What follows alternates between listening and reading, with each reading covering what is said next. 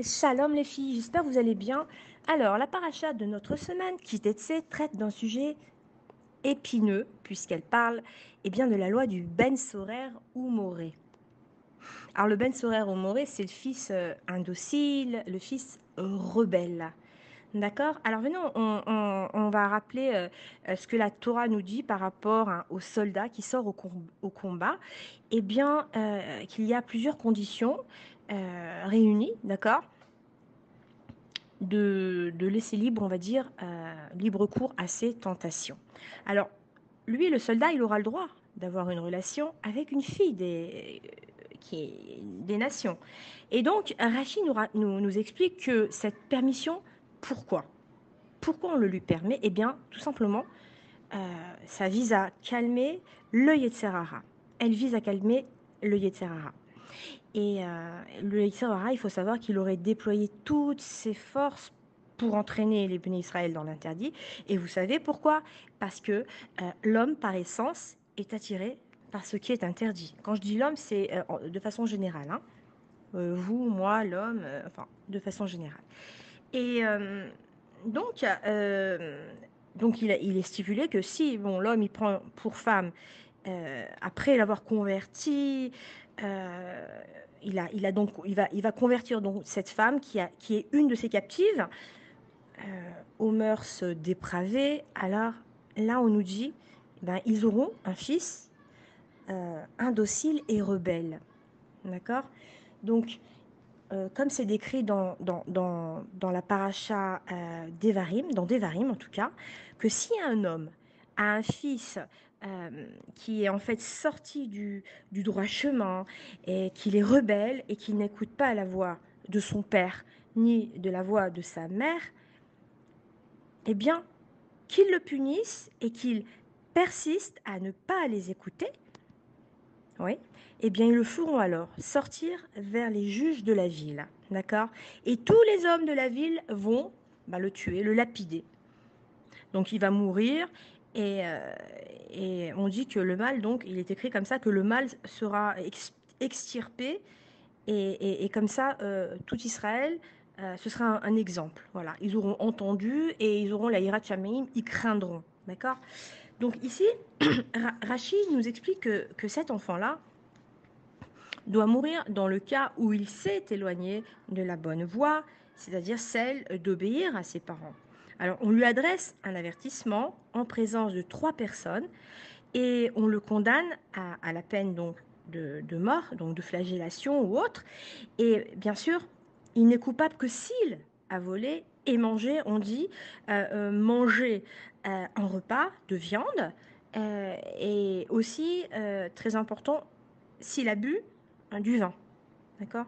Donc nous sages nous mettent en garde, donc bien sûr, à partir de ça, de ce constat, qu'on doit faire attention aux excès de nourriture et de la boisson qui peuvent entraîner aussi un châtiment rigoureux. Donc, alors, on dit qu'il est mis à mort. Donc cet enfant va être mis à mort de façon préventive parce que la Torah, elle connaît l'homme, elle a sondé comment. C'est pas pour rien qu'on a reçu la Torah qu'on a, d'accord. Et si tout ce qui est écrit, on doit le respecter, c'est pas pour rien.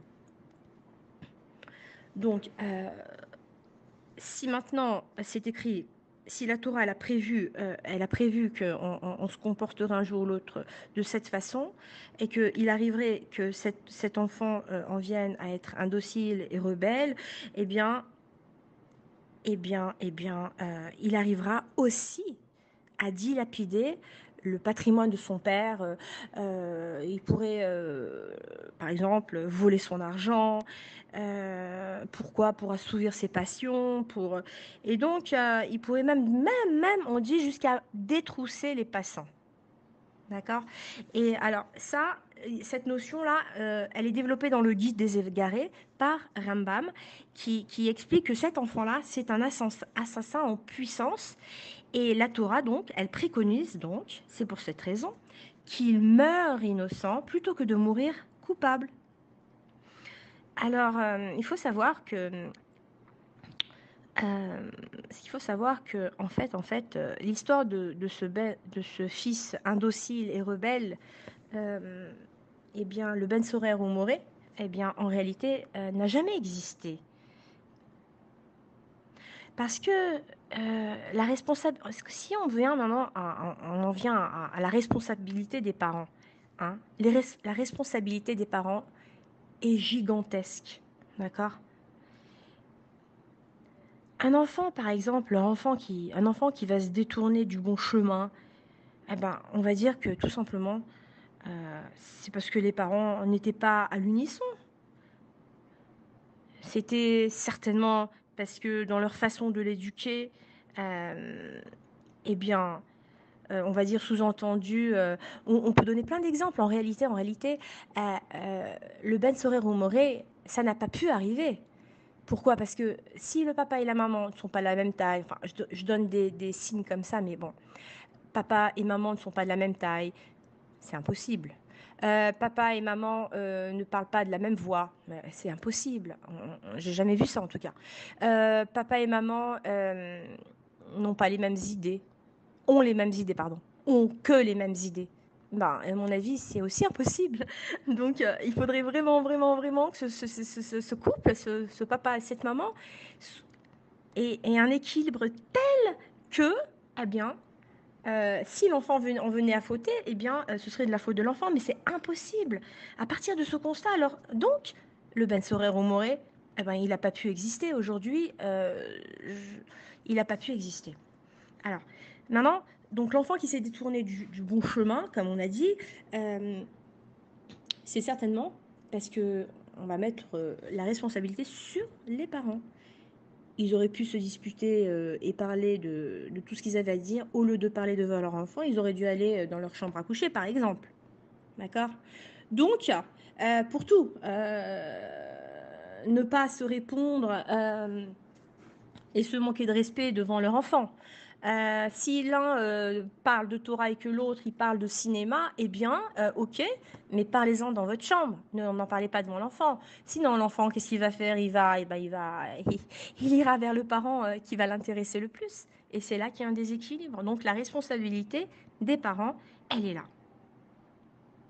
Et donc la Torah nous livre une clé très précieuse sur les principes donc de l'éducation. C'est pour cette raison qu'on a des clés et qu'on doit suivre les principes dans le chinour de nos enfants, dans l'éducation de nos enfants.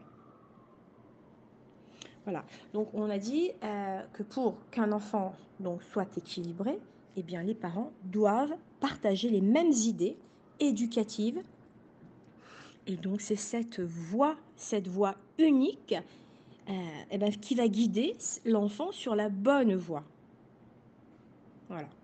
Donc, j'ai quand même insisté un petit peu plus en disant que si maintenant, si le cas échéant, ben, l'enfant, lui, il voit que il a senti en fait un désaccord entre son papa et sa maman sur son éducation, alors, Chazé Shalom, il pourra, Chazé Shalom, eh bien, se détourner de sa famille et puis aller voir ce qui se passe ailleurs et copier sur ce qu'en font les copains, les copines, et commettre alors des graves, problèmes, des actions interdites. Et parce que quand il y a la paix dans un foyer, que les parents vivent dans le respect, qui vivent dans l'harmonie, qui placent Hachem au centre de leur vie, alors en réalité, tous les enfants peuvent s'épanouir naturellement sur le chemin de la Torah, et pas seulement sur le chemin de la Torah, parce qu'il y en a qui peuvent s'épanouir dans la Torah en l'étudiant pour eux, mais non seulement ils vont s'épanouir dans le chemin de la Torah, mais aussi dans la joie, parce qu'ils vont le faire avec amour, avec crainte, dans la joie.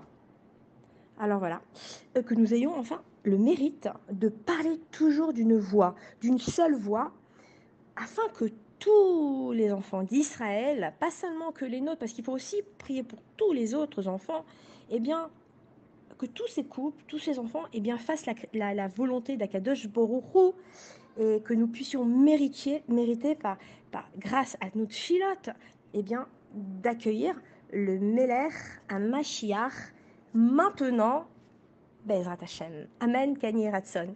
Que ça vienne vite, vite, vite, vite, Bezrat Hashem. Et si ça tarde, eh ben, c'est que c'est pas le moment et c'est que c'est pas bon pour nous. Et certainement, certainement qu'Hachem, on rentre pas dans ses comptes. Shabbat Shalom.